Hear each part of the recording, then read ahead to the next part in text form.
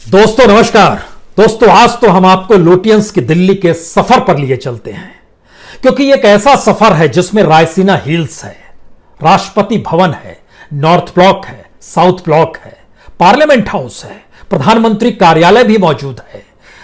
देश के भीतर की जो भी फाइनेंशियल पॉलिसी होती है वो यहीं तय होती है, सब कुछ तो यही है। इसीलिए लुटियंस की दिल्ली के बारे में कहा जाता है दरअसल इस देश में कहीं पर लोकतंत्र है तो वह लुटियंस की दिल्ली में है। और इस देश के भीतर में वह कौन सी जगह है जहां से लोकतंत्र को दफन भी किया जा सकता है तो वह लुटियंस की दिल्ली ही है। और जिस वक्त लुटियंस की दिल्ली के आर्किटेक्चर को तैयार किया जा रहा था, और खासतौर से दो लोग, जो एक सर एडविन लुटियंस थे और दूसरे सर हर्बर्ट बेकर हुआ करते थे, इन दोनों ने जब आर्किटेक्चर तैयार किया तो यह पूरा इलाका घने वृक्षों से पटा पड़ा था। बड़ा शानदार था यह रायसीना हिल्स का इलाका। चिड़ियों का चहचहाना सुबह सूरज के उगते वक्त या फिर शाम के समय में या गोधूली वेला में यहां पर चिड़ियां खूब चहचहाती थी। और इन चिड़ियों के चहचहाने के बीच ही इन लाल दीवारों के भीतर जो भी इस देश के भाग्य विधाता होंगे, कम से कम उनकी आवाज सुन सके। यकीन जानिए, बाहर से चाहे लाल दीवार कितनी भी मजबूत दिखाई देती हो, लेकिन लुटियंस के आर्किटेक्चर ने एक ऐसी स्थिति क्रिएट की जिसमें आप बाहर से जुड़े रह सके, पक्षियों की आवाज को सुन सके। और आज सुबह सुबह जब संसद भवन के भीतर ही सस्पेंड किए गए 8 सांसद सुबह जब अंगड़ाई ले रहे थे, उठ रहे थे, तो उस वक्त का एक वीडियो उन्हीं सांसदों में से एक ने जारी किया। चिड़ियों का चहचहाना खूब सुनाई दे रहा था। सुबह सुबह का वक्त था, शानदार वक्त, और घास पर ये 8 सांसद सो रहे थे जिन्होंने कल रात पूरी गुजार दी किसानों के हक के बिल को लेकर, जिसमें इनका कहना था कि दरअसल इस बिल को धोखे से पार्लियामेंट के भीतर पास किया गया है और वो अपनी पूरी लड़ाई किसानों के लिए लड़ रहे हैं। किसानों के लिए लड़ रहे हैं, डेमोक्रेसी को बचाने के लिए लड़ रहे हैं, या फिर इस देश के भीतर में आजादी भी छीनी तो नहीं जा रही है, उसको बरकरार रखने की ये लड़ाई है। कोई भी लड़ाई हो, लेकिन लुटियंस की दिल्ली में सफर करने के लिए आज निकल चलिए, क्योंकि यह अपने तरीके का पहला मौका है जब इस देश के भीतर की पार्लियामेंट में विपक्ष नहीं है और एक के बाद एक जितने दिन पार्लियामेंट के लिए रखे गए हैं उससे ज्यादा बिलों की तादाद है। और बिलों के पास होने का मतलब यह होता है वह कानून के तौर पर देश में अमल किया जाएगा और उस कानून को नहीं मानने वाला अपराधी होगा। और कानून का पालन करवाने के लिए हमारे पास फोर्स है, हथियारबंद फोर्स है। आप कैसे नहीं करेंगे? हमारे पास अदालतें हैं जो संविधान की व्याख्या करती है। यह तो आप ही के लिए है, हमारे लिए नहीं है। संविधान की व्याख्या हम करते हैं या नहीं करते हैं, इसको सुप्रीम कोर्ट नहीं देखेगा, सुप्रीम कोर्ट जनता को देखेगा। तो इस पार्लियामेंट के भीतर इन 14 तारीख के बाद से अभी तक सोचिए कितने बिल रखे जा चुके होंगे। सिर्फ एक हफ्ता ही तो हुआ है। 14, 15, 16, 17, 18, 19, 20, 21, 8 दिन। इन 8 दिनों में 21 बिल रखे जा चुके हैं। 21 बिलों में से 15 बिलों पर मोहर भी लगा दी है लोकसभा ने, 8 बिलों पर मोहर लगा दी है राज्यसभा में, 8 या 9 बिलों पर, और आने वाले वक्त में मुहर लगती चली जाएगी। विपक्ष हो या ना हो कोई मायने नहीं रखता है। हाथ में तलवार है, सामने गर्दन है, तो काटने में क्या फर्क पड़ता है? कमोवेश इस लोकतंत्र का मतलब शायद हथियारों का होना नहीं, सरों का होना है। ऐसे सर जिनकी गिनती बहुसंख्य तबके में हो जाए।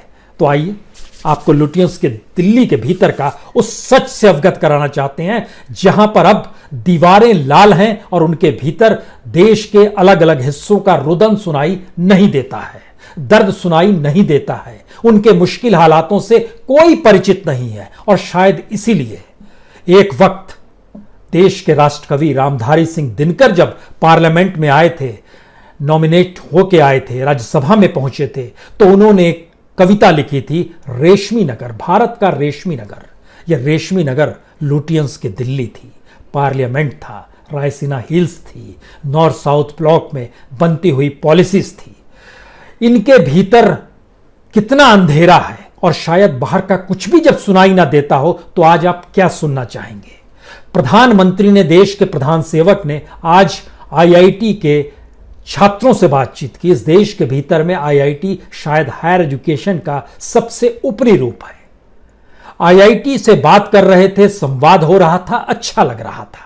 लेकिन क्या आप जानते हैं, इस देश के भीतर में पीएम केयर्स के नाम पर जो पैसा लिया गया वह सरकार ने अपने द्वारा चलाई गई संस्थानों से ही लिया, और सरकार जो टैक्स पेयर का पैसा इस देश के अलग अलग इंस्टीट्यूशन से देती है उनसे भी पीएम केयर्स में पैसा डलवा लिया, और उसमें आईआईटीज भी है, उसमें आईआईएम भी है।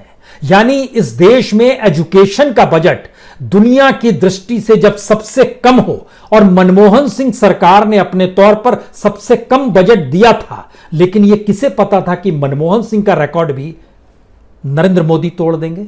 उन्होंने भी एजुकेशन पर बजट लगातार कम करते चले गए। बात आज सब पे होगी, क्योंकि इस बात को समझना चाहिए कि बार बार इस सवाल के साथ लोग आते हैं कि रास्ता क्या है। हमको लगता है शुरुआत इस रास्ते से ही करनी चाहिए, क्योंकि मौजूदा वक्त में इस देश की जो स्थिति है उसमें वाकई रास्ता क्या है। क्या इस देश में कोई बोल पाने की स्थिति में है कि 2016 के बाद से इस देश में जो भी निर्णय लिए गए वो सब इस देश के निर्णयों के खिलाफ के निर्णय थे, यानी देश के हक में कोई निर्णय नहीं था। कोई बोल पाएगा? क्या इस बात का जिक्र होगा कि 2014 से पहले जो इकोनॉमी भ्रष्ट नजर आ रही थी, ब्लैक मनी से प्रभावित थी, हवाला से प्रभावित थी, पैरेलल इकोनॉमी थी, अनऑर्गेनाइज सेक्टर की इकोनॉमी थी, ये सारी इकोनॉमी मौजूदा वक्त में दोबारा चाहिए इस देश को? कोई कह पाएगा क्या? हम इन बात का जिक्र आज किसान बिल से ही शुरुआत करते हैं, क्योंकि बिलों की फेरिस्त आपने देख ली। इन बिलों का जिक्र करने का कोई मतलब नहीं है। आज तो बैंकिंग अमेंडमेंट बिल भी जारी हो गया, वह भी पास कर दिया गया। इससे पहले बैंकरप्सी बिल पास कर दिया गया, उससे पहले लेबर्स को लेकर बिल पास कर दिए गए, किसानों को लेकर बिल पास कर दिए हैं, अपरंपार बिल पास कर दिए गए। लेकिन आइए जरा समझने की कोशिश कीजिए, क्यों कोई सरकार अगर पढ़ी लिखी ना हो, क्यों कोई सरकार अगर सिर्फ एक व्यक्ति के हिसाब से चलती हो, क्यों कोई सरकार सारे इंस्टीट्यूशन को खत्म करने के बाद इतने बड़े बड़े निर्णय ले रही हो जिससे पूरा देश प्रभावित हो रहा हो, और लाल दीवारों के भीतर उस देश की आवाज ना पहुंच पा रही हो, तो क्या होगा? हमें लगता है कि इस देश में अर्थशास्त्रियों का जो समूह है जो प्रधानमंत्री को समझाता है, उसने गलत नहीं समझाया कि आप जो किसानों से जुड़ा हुआ, खेती से जुड़ा हुआ बिल ला रहे हैं वो बिल लेकर आइए। सामान्य स्थिति इस देश की होती तो इस बिल को लेकर शायद एक दूसरी परिभाषा गढ़ी जाती। ये दूसरी परिभाषा ऐसे वक्त गढ़ने की मुश्किल आ गई कि जहां पर लोगों को 2 जून की रोटी मुहैया नहीं हो पा रही है। ऑर्गेनाइज सेक्टर खत्म हो गया है, अनऑर्गेनाइज सेक्टर पहले ही तबाह कर दिया गया। हमारे पास इकोनॉमिक ढांचा नहीं बचा है। किस आधार पर आने वाले वक्त में इकोनॉमी चलेगी हम नहीं जानते हैं। सामान्य स्थिति होती तो इन बिलों के आने पर क्या होता? इन बिलों के आने पर यह होता कि एग्रीकल्चर पर कॉरपोरेट का कब्जा होता। कॉरपोरेट आते तो किसान मजदूर में तब्दील होता। जमीन बटी हुई है, जो इस देश के लगभग 80% किसान 1 हेक्टेयर भी जमीन जिनके पास नहीं है, वो सारी कंसोलिडेट करनी होती जमीन। कॉरपोरेट उसको कंसोलिडेट करता और उसके बाद वो फायदे के लिए वहां पर खेती की शुरुआत करता। वहां से फायदे का मतलब यह होता है कि उसी को उपजाएंगे जिसके जरिए उसको मुनाफा होगा, उसके जरिए वह वहां पर भंडारण की व्यवस्था करता, भंडारण के जरिए अपना मुनाफा कमाता, अपने मुनाफे के जरिए जो पैसा है वो इंडस्ट्री में लगाता। इंडस्ट्री जो रुकी हुई है इंडस्ट्री चलने लगती, या इंडस्ट्री जो चल रही थी वो और तेजी से प्रोग्रेस करती। दुनिया में ये रशिया में हो चुका है, जिसका जिक्र हमने कई बार किया है कि रशिया में ये प्रयोग किया जा चुका है। लेकिन मौजूदा वक्त की स्थिति यह है कि असल में ना शहर में रोजगार है और ना गांव में किसानों को हक मिल पा रहा है। तब आपने ये बिल को सामने लेकर आए हैं। तो समझाने वाले अर्थशास्त्री शायद ये ना समझ पाए कि अगर ये बिल 2015 में आ गया होता तो स्थिति दूसरी होती, क्योंकि 2015 के बाद के लिए गए सारे निर्णयों ने इस देश के भीतर में इकोनॉमिक रिफॉर्म को खत्म कर दिया। और जब खत्म कर दिया तब आप रिफॉर्म की सोच रहे हैं, उस रिफॉर्म की जिसके लिए एक बेसिक इकोनॉमी होनी चाहिए, जो आपके पास नहीं है। इस पूरी प्रक्रिया से गुजरेंगे तो आपके सामने कुछ सवाल आएंगे। मनमोहन सिंह के समय इकोनॉमी क्यों चल रही थी?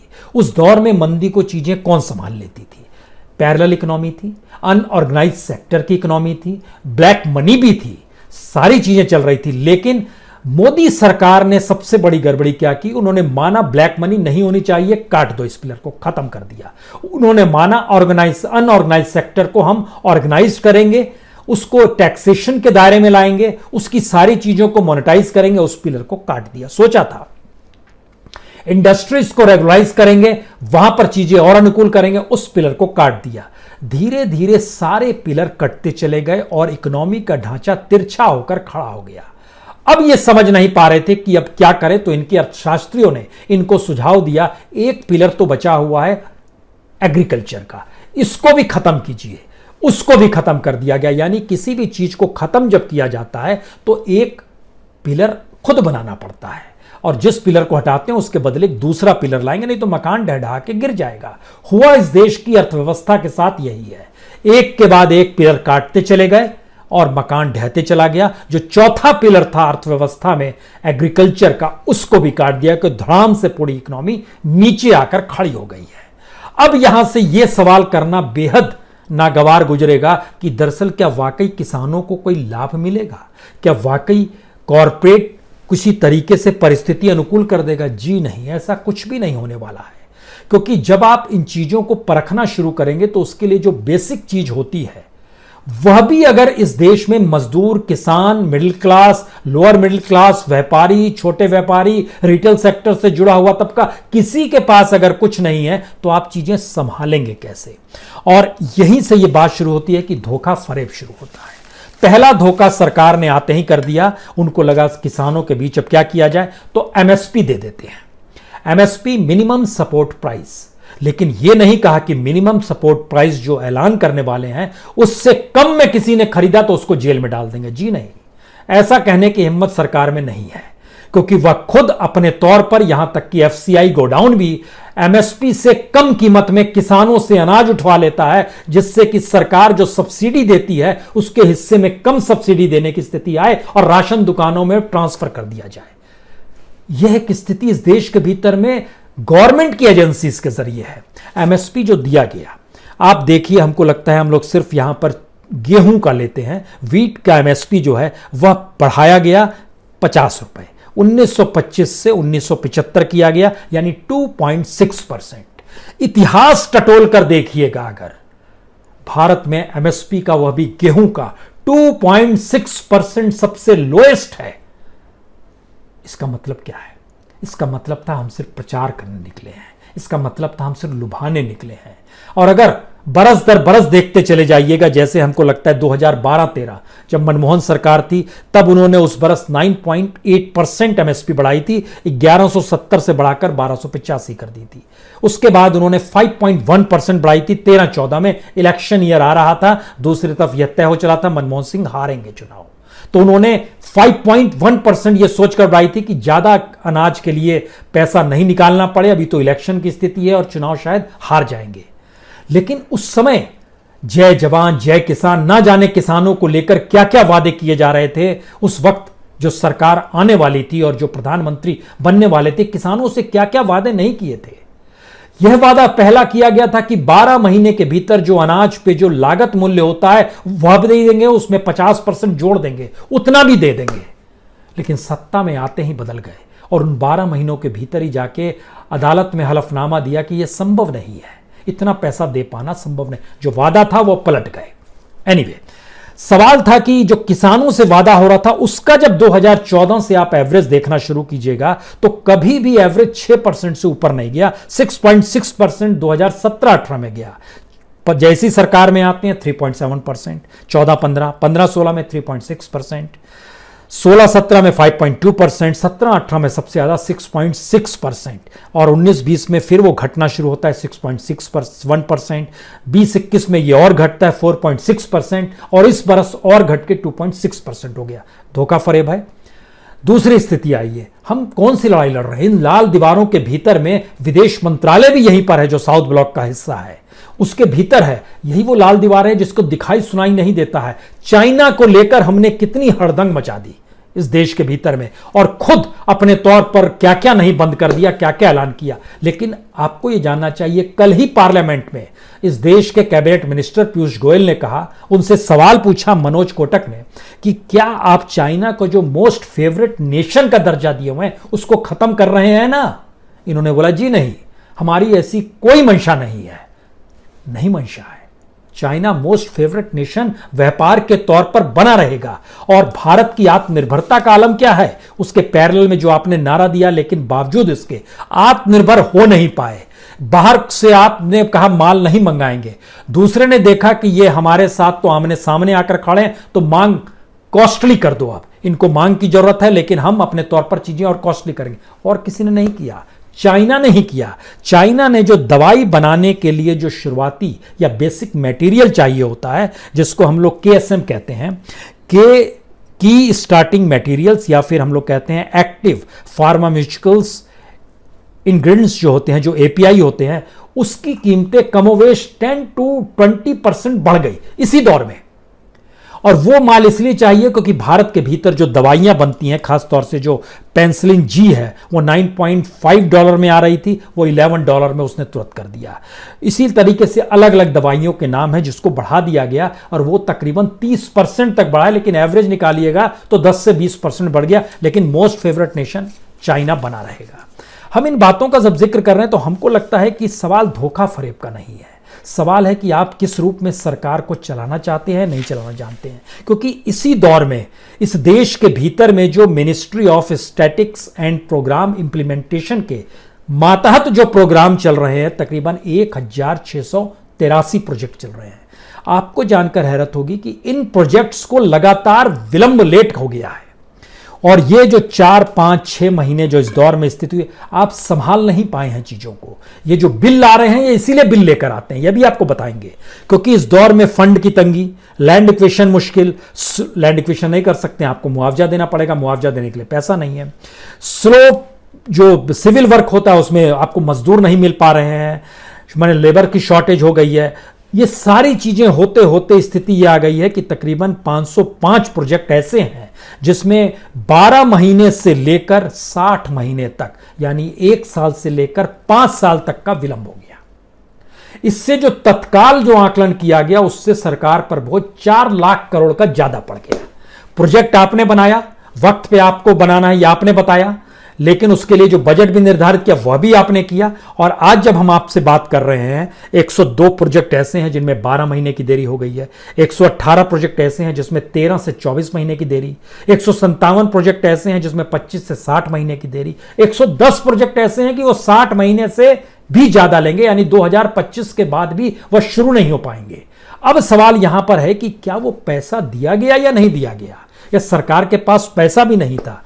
20,58,193 करोड़, यह सारे प्रोजेक्ट्स की कीमत है, जो आज की तारीख में बढ़कर 24,87,361 करोड़ हो गई, यानी लगभग 4 करोड़ से ज्यादा बढ़ गई।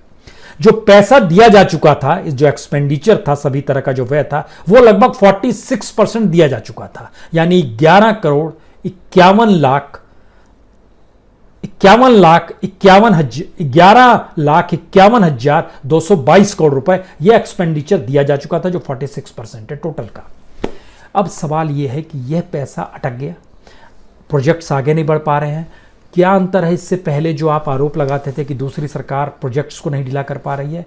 इसमें बात और आगे बढ़ाइए कि जो बिल्स लाए जा रहे हैं वह अपने लिए ढाल के तौर पर सरकार ला रही है, ठीक उसी तरीके से जैसे पीएम केयर लाया गया। हमको लगा आज प्रधानमंत्री जब आईआईटी गुवाहाटी से बातचीत कर रहे थे तो उनके जहन में यह सवाल जरूर रहा होगा कि उन्होंने लगातार बजट कम किया है एजुकेशन का, क्योंकि एजुकेशन के तौर पर जीडीपी का कितना हिस्सा सरकार देती है, अगर उससे एनालिसिस कीजिएगा, जिसमें स्टेट का हिस्सा भी, सेंटर का हिस्सा भी, दोनों हिस्सा जोड़ लीजिए, आईआईटी का हिस्से पर भी हम आएंगे। मनमोहन सिंह के समय में यह, अगर आप 9-10 से शुरू करते हैं तो ध्यान दीजिएगा 3% से ऊपर रहा है। 3.1%, 3.2%, 3.17%, 3.36%, 3.1%, ये 2009 से 2014 के बाद।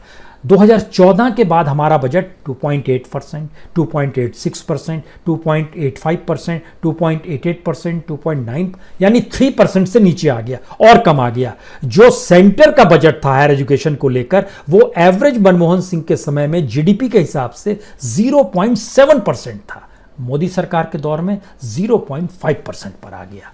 अब आइए, यहीं से सवाल निकलता है कि इन बातों का जिक्र सरकार को पैसा देने के लिए नहीं है। जो देश में आईआईटी चल रहे हैं, आईआईएम चल रहे हैं, एनआईटी चल रहे हैं, सेंट्रल यूनिवर्सिटी, पैसा देने के लिए सरकार के पास नहीं है और यूनिवर्सिटीज लगातार मांग करती रहती है यूजीसी से भी। यूजीसी भी कहती है हमारे पास पैसा उतना बजट का नहीं है जिससे हम आपको पैसा दे सके। लेकिन स्थिति देखिए, पीएम केयर में इन्होंने भी पैसा डाल दिया। वहां पर जो भी लीड कर रहा होगा, ब्यूरोक्रेट्स होगा, वीसी होगा, जो भी होगा, जिस भी मानिए जो हायर पोस्ट पे होगा, सब ने मिलकर सरकार को पैसा दे दिया। और सिर्फ एजुकेशन सेक्टर से, जिसके लिए सरकार के पास बजट नहीं होता है, उसने 21 करोड़ 84 लाख रुपए पीएम केयर्स में डाल दिए। हमको लगता है थोड़ा और सिलसिला इसको आगे बढ़ाइए। इस देश के भीतर में लगभग 20 आईआईटी जो है उसने 5 करोड़ 47 लाख रुपए दिए। और जिस आईआईटी गुवाहाटी से सरकार बातचीत, आज प्रधान सेवक बात कर रहे थे, उसने अपने तौर पर पीएम केयर्स में 36,40,000 रुपए डाले हैं, जबकि वह अपने यहां रोना बजट का रो रहा है। उसके यहां से 3 लेटर जा चुके हैं सरकार के पास कि हमारा बजट हमको बढ़ाइए। नहीं बजट बढ़ रहा है, लेकिन पीएम केयर्स में पैसा डाला। इस देश में जो इंडियन इंस्टीट्यूट ऑफ मैनेजमेंट, जो 10 आईआईएम के जरिए 60,06,000 रुपए दिए गए। सेंट्रल यूनिवर्सिटी जो लगातार रोना रोती है, दिल्ली यूनिवर्सिटी भी उसमें से एक है, जो लगातार रोना रो रही है कि पैसा तो दीजिए, और इतना ही नहीं, पैसा इस रूप में दीजिए कि हम कम से कम डिजिटली तो हो जाएं। और तो और बच्चों की परीक्षा के लिए जो बेसिक इंफ्रास्ट्रक्चर चाहिए उसके लिए पैसा मांगा जा रहा है, लेकिन पैसा नहीं है। लेकिन इन सेंट्रल यूनिवर्सिटीज ने भी 3 करोड़ 39 लाख रुपए पीएम केयर में डाले हैं। दबाव था, सरकार का निर्णय था, या फिर चापलूसी थी, या कोई बोलने की स्थिति में नहीं था? क्या था ये एनालिसिस कीजिए आप, क्योंकि इस देश के भीतर का सच ये है कि 9 आईआईटी 1 करोड़ रुपए उन्होंने भी दे दिए। यूजीसी जो रोना रोती है पैसे का, 7,41,000 रुपए उसने भी पीएम केयर में डाला है। हर किसी ने डाला है अपने तौर पर। और इन बातों का जिक्र हमको लगता है इसलिए ज्यादा महत्वपूर्ण इसलिए हो जाता है क्योंकि सरकार अगर अपने तौर पर पैसा नहीं दे पाती है और दूसरी तरफ वो इंस्टीट्यूशन सरकार को पैसा, तो क्या सरकार का डर है? क्या प्रधान सेवक का डर है? कौन सा डर है जिसमें यहां के कोई वीसी नहीं बोल पाता है, कोई यूजीसी का चेयरमैन नहीं बोल सकता है? तब यहीं से बात निकलती है, क्या ऐसी जगहों पर नियुक्तियां भी पीएमओ के जरिए तो नहीं होती होगी, या फिर ऊपर से चीजें पॉलिटिकल रूप में तय तो नहीं होती होंगी? यह सिलसिला देश में चला आया है, ऐसा नहीं है कि यह फर्स्ट टाइम हो रहा है, पहले भी होता था। और ये होते होते यह स्थिति आ गई है कि अब ये डर के मारे पैसा भी पीएम केयर में डालने की स्थिति में आ गए। लेकिन हमको लगता है अब यहां पर देखने की चीज है कि ये जो बजट निर्धारित कर रहे हैं कि इतना बजट हमने आपको दिया है, उसमें जैसे IIIT है, यानी Indian institute of information technology, 428 crore रुपए से घटकर आज की तारीख में ये 393 करोड़ का बजट आ गया। 428 करोड़ 18-19 में था, उसके बाद घट गया 19-20 में और कम हो गया, 374 करोड़ हो गया। उसके बाद 393 करोड़ पिछले साल हो गया 20-21 में। यह स्थिति घट गई। और हमको लगता है जो डिजिटल की स्थिति है, डिजिटल इंडिया की जो ई लर्निंग है, उसके लिए बजट 2018-19 में बजट था 455 करोड़ रुपए और 20-21 में बजट है 444 करोड़ रुपए। पैसा नहीं है, यह सोच नहीं है, विजन नहीं है, और हम लोग डिजिटली भी होना चाहते हैं, बजट भी कम कर दे रहे हैं। यह कमोवेश हर उस इंस्टीट्यूशन के साथ हुआ है जिसके जरिए हम लोग सोच सकते हैं कि आने वाले वक्त में वहां पर रिसर्च होगा। रिसर्च के जरिए इस देश का डेवलपमेंट कैसे होना चाहिए, उस दिशा में लोग सोचेंगे। एग्रीकल्चर की दिशा में भी दुनिया भर में जो भी काम हुआ है वो इंस्टीट्यूट से निकले और इंस्टीट्यूशन से निकले हुए ही छात्र थे, जिनके रिसर्च ने उस देश की इकोनॉमी को आगे बढ़ाया, एग्रीकल्चर इकोनॉमी को बूस्टअप किया है। लेकिन सारी चीजें तहस नहस हो गई। और संयोग ऐसा है कि जो बिल्स की फेरिस्त रखी गई है उसमें एजुकेशन से जुड़े हुए भी ऐसे ऐसे बिल हैं जो अब आने वाले वक्त में सरकार पर निर्भर छात्रों को होने नहीं देंगे। सब कुछ प्राइवेट सेक्टर में कैसे चला जाएगा, इस दिशा में ध्यान बाखूबी देखा गया है। यानी बैंकिंग सेक्टर प्राइवेट सेक्टर में कैसे जाएगा, इस दिशा में अब अमेंडमेंट की बात हो गई। आने वाले वक्त में जो कंपनियां दिवालिया हो जाती है, जो बैंकों से लोन ले लेती है, उनको दिवालिया घोषित ना करें और फिर उनको जरिए कर्ज जो लिया गया उनको बचाए भी रखें, और बैंक के ऊपर जो जनता का पैसा जमा होता है वो बांटते भी रहें, इसके लिए भी आ गया। लेबर्स को निकालने के लिए एम्प्लॉयर्स को पावर भी दे दिया गया, हम दखल कुछ नहीं देंगे। भंडारण की सोच भी ले आई गई कि कॉर्पोरेट्स कल से खेती में कूदें तो जितना मन चाहे भंडारण कर दे। एसेंशियल गुड्स की जो बंदिशें थी, गेहूं, चावल, आलू, प्याज, सब खत्म कर दो, वो जितना भी भंडारण कर सकता है करे। एक ऐसी परिस्थिति में लाकर सारी चीजों को खड़ा कर दिया गया। और इसके बाद जो आखिरी स्थिति आती है, जो दोबारा लौटी है इस बिल पर, क्योंकि इस बिलों के भीतर में जो बिल रखे गए हैं, 21 बिल जो अभी तक पार्लियामेंट में इंट्रोड्यूस कर दिए गए हैं और 15 लोकसभा में पास हो गए हैं, 3 अभी राज्यसभा में विपक्ष के बगैर पास हो जाएंगे। इनकी स्थिति को अगर देखिएगा तो किसानों से जुड़े हुए बैंकों से जुड़े हुए बिल, दिवालिया होने वाली इंडस्ट्रीज से जुड़े हुए बिल, एजुकेशन, ये 4 सेक्टर खास तौर से महत्वपूर्ण है। इन 4 सेक्टर के जरिए सरकार इन चारों जगहों पर कुछ नहीं कर पाई। बैंकिंग सर्विस अंदर से कंगाल हो गई है, खोखली हो गई है। जो कंपनीज थी उनके ऊपर इतना कर्ज है कि वो लौटा पाने की स्थिति में नहीं है। लौटाएं तो कैसे लौटाएं, क्योंकि उनका माल बाजार में कोई खरीदार नहीं है, किसी के पास पैसा नहीं, इकोनॉमिक चले तो कैसे चले।